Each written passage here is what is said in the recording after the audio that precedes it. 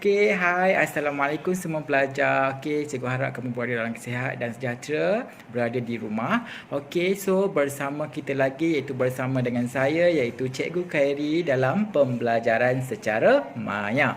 Okey, untuk kelas kita iaitu kelas perniagaan tingkatan 4. Okey, pada bulan yang kelima ini cikgu akan teruskan pembelajaran iaitu pada bab yang keempat iaitu tajuk di bawah tajuk iaitu bahagian-bahagian fungsian dalam bahagian-bahagian fungsian utama dalam sesebuah organisasi.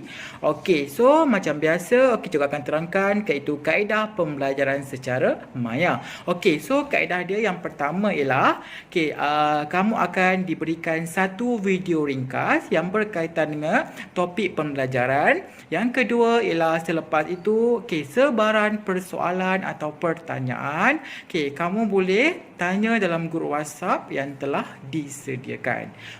Dan selepas itu jangan lupa like page MMTC untuk sebaran maklumat. Jom.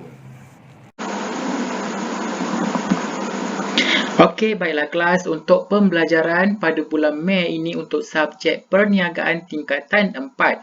Okey, kita masuk pada minggu yang pertama untuk bulan Mei kita masuk tajuk baru iaitu bab yang keempat di mana di bawah tajuk bahagian-bahagian fungsian utama dalam organisasi perniagaan. Okey, sebelum ni pada bulan April kita dah habis tajuk bab 3 iaitu tajuk apa pelajar? Okey, kalau kamu masih ingat tajuk iaitu penetapan visi, misi dan objektif perniagaan. So, maknanya dia ada hubung kait untuk tajuk yang keempat ini iaitu bahagian-bahagian fungsian. Maknanya apabila kita dah letakkan visi, misi dan objektif, so selepas itu barulah kita boleh rancang kita punya perniagaan kita di bawah tajuk bahagian-bahagian fungsian utama dalam organisasi perniagaan. So, pada minggu yang pertama untuk bulan 5 ini, cikgu akan masuk sebahagian tajuk dahulu. Cikgu harap kamu faham penerangan cikgu ni. Boleh pelajar? So kita teruskan. Cikgu harap kamu boleh buka modul sama-sama kita tengok. Mana yang cikgu cakap penting, tolong kamu highlightkan yang mana penting. Pelajar boleh? Kita teruskan tajuk yang pertama. Kita go through iaitu pada muka surat yang pertama dalam modul iaitu di bawah tajuk yang pertama ialah struktur organisasi.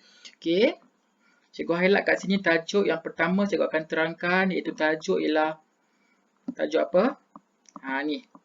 Iaitu struktur organisasi. So cikgu highlight kat sini, cikgu besarkan sedikit.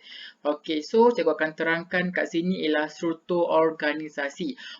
Dalam kita buat pembahagian fungsian, apa tajuk 4 ni? Tajuk 4 cikgu bagi kesimpulannya di mana kita nak buka perniagaan, tak semestinya kita buka perniagaan hanya satu sahaja staf. Maknanya satu staf semua kerja dibuat, tak. Maknanya sebuah syarikat yang bagus, dia mengurus dari segi pengurusan dia bagus ialah yang pertama ialah dia bahagikan setiap fungsian tu berbeza. Boleh. So, first kamu kena tahu dulu maksud struktur organisasi. Apa yang dimaksudkan dengan struktur organisasi ni pelajar?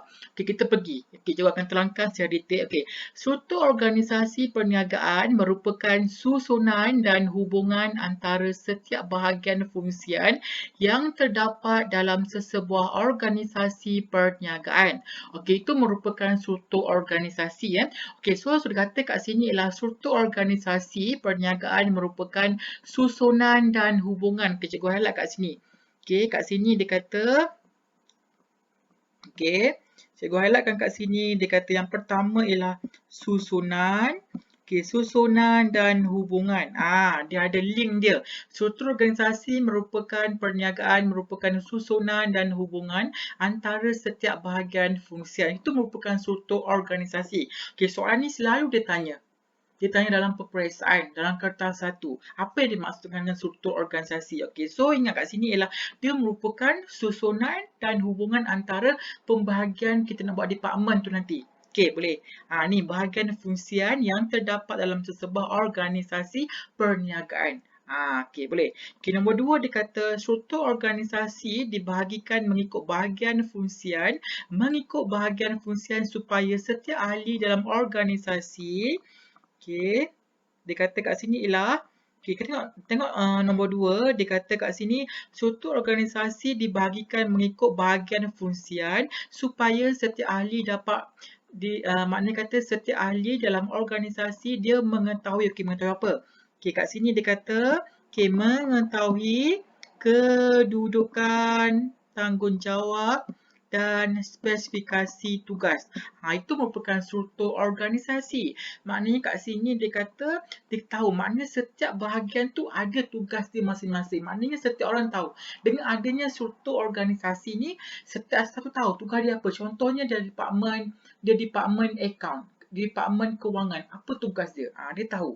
Itu maknanya fungsi struktur organisasi diadakan dalam sesebuah perniagaan. Okey, boleh pelajar?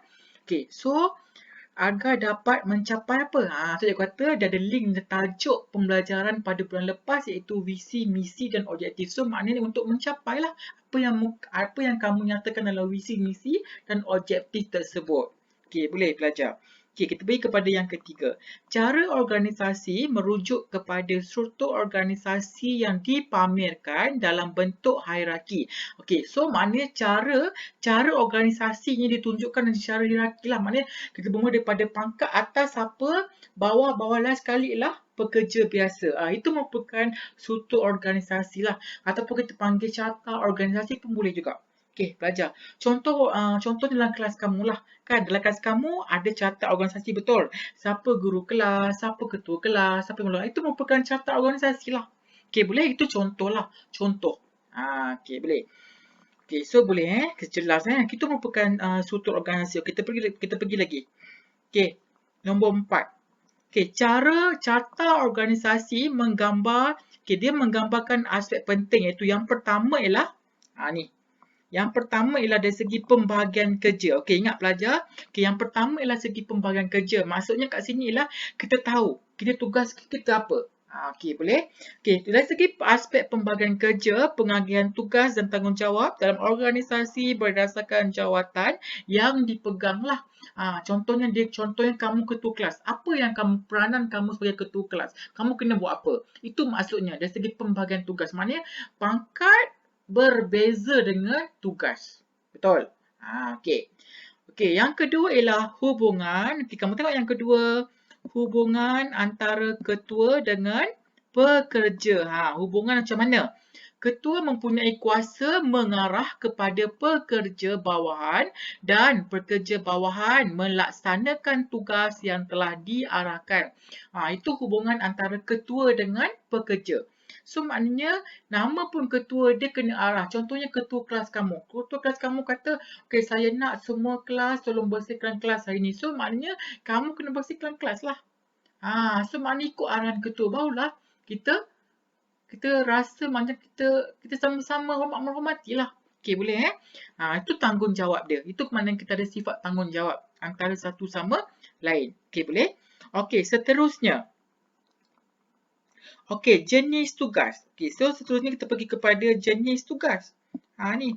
Okey, jenis tugas. Okey, tugas dan tanggungjawab diberikan oleh ketua yang dijalankan bergantung pada jawatan yang disandang dalam carta organisasi. So maknanya jenis tugas berdasarkan pangkat yang ada. Okey, boleh belajar. Okey, yang keempat ialah hierarki. Okey, hierarki pengurusan. Apa yang dimaksud dengan hierarki pengurusan ni?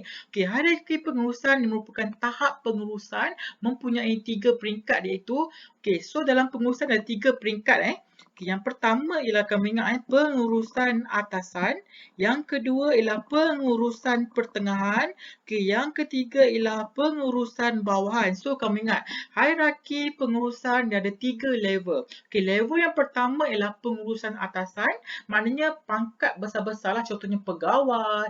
Maknanya pengurusan pertengahan ialah penolong pegawai. Okay, and then last kali ialah pengurusan bawahan ialah staf sokongan lah. Itu merupakan pangkat hierarki dalam bidang pengurusan. Okey, boleh pelajar. Okey, boleh? Faham Okey, jelas. Okey, kita pergi kepada muka surat modul kamu. Kita pergi pada page yang okey, kita laju sikit. Okey, kita pergi muka surat 3. Modul kamu kita pergi ke tujuan. Okey, hari ni cikgu akan masukkan ialah yang pertama ialah Tujuan, bahagian, fungsian, pentadbiran. Okey, maknanya dalam perniagaan, dalam sesebuah syarikat, first kena ada bahagian, fungsian, pentadbiran. Pentadbiran ni penting. Apa tugas pentadbiran? Fungsian pentadbiran ni? Kita tengok. Okey, so tujuan, bahagian, fungsian, kenapa kita kena bahagikan setiap department ni? Kenapa? Fungsian tu macam department lah. Okey, boleh pelajar? Okey, yang pertama ialah dia penumpuan pada bidang, tugas sahaja mengikut kemahiran dan pengkhususan. Dia ikut kemahiran kita. Kemahiran kita kelulusan apa? Contohnya kita mahir dalam bidang pengurusan. So, kita boleh kerja di bawah bidang pengurusan lah. Maknanya ada skop tugas masing-masing. Okey, boleh belajar? Okey, so yang pertama tujuan dia iaitu penumpuan pada bidang, tugas dan mengikut kemahiran dan pengkhususan Okey, boleh dan pengkhususan. Okey, yang kedua ialah berupaya meningkatkan kemahiran kerana melakukan tugas yang sama dalam sesuatu jabatan yang sama. Okey, boleh. Okey, so makna tujuan dia ialah untuk meningkatkan kemahiran kerana melakukan tugas yang sama. Maknanya kita duduk dalam jabatan tu, kita buat kerja yang sama, lama-lama kita akan jadi mahir. Betul tak pelajar? Okey, macam kamu lah. Kamu selalu kecontohan, kamu selalu buat latihan ni, lama-lama kamu akan jadi mahir. Okey, boleh. Okey, yang ketiga ialah memudahkan usaha melatih pekerja baru kerana melakukan tugas yang sama dalam sesuatu jabatan yang sama. Okey, memudahkan usaha melatih pekerja. Okey, boleh. Okey, kita pergi seterusnya ialah dapat menjimatkan kos dan memudahkan pengurusan kerana dapat berkongsi sumber yang sama. Okey, boleh? Okey, so kita pergi yang pertama ialah bahagian fungsian pentadbiran. Okey, so kita pergi yang pertama ni. Okey, ini merupakan bahagian fungsian pentadbiran. Okey, pelajar. Kita tengok dulu apa yang berkaitan dengan pentadbiran. Apa skop tugas dia? Okey, yang pertama ialah pentadbiran dia merujuk kepada pelaksanaan sesuatu tugas yang telah ditetapkan ke arah mencapai sesuatu visi. Okey, ni dia kata kat sini ialah mencapai sesuatu visi, misi dan objektif dalam perniagaan. Okey, ini merupakan fungsian pentadbiran.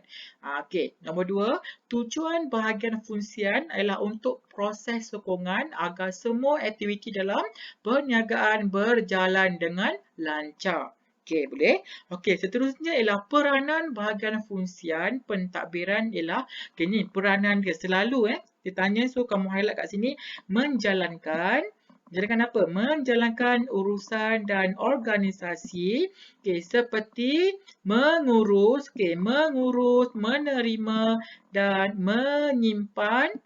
menyimpan rekod serta menyediakan dokumen syarikat selain mengurus mesyuarat. Okey, boleh.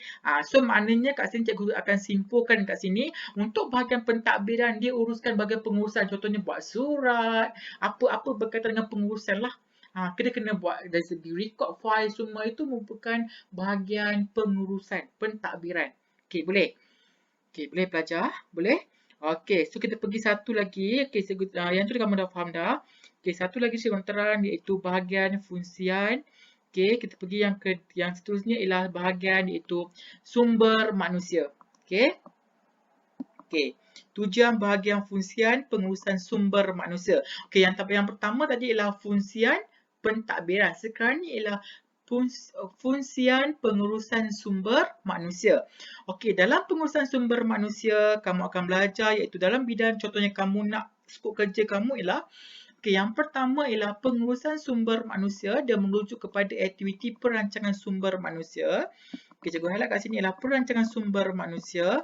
Perekrutan.